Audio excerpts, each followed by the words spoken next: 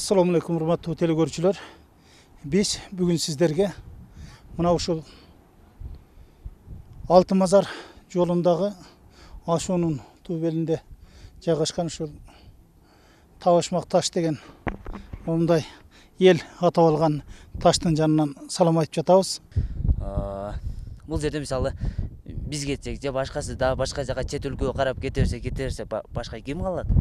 Туурабы? Бул сен чыныгы чек-арачы экенсиң. Чек арачылар да бар бул жерде, пограничниктер бар өздөрү. Биз бул жерде ооба жителдербиз, жашоочулар. Бул жерде дагы кошуналарыбыз бар ушундай. Тууган урук менен жашайбыз ушундай.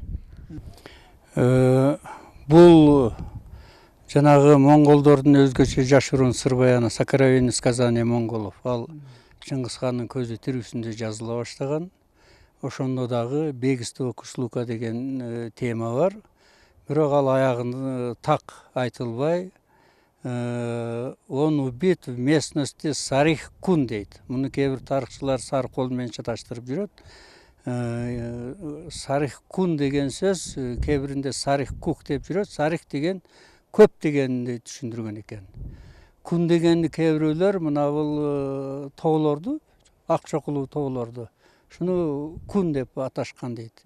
Мындайча айтканда, ошол азыркы Чоңалай тоо кыркасы же Арткалай тоо кыркасы илгери ошол 13-кылымдарда Сарыкол тоо кыркасы деп аталган да.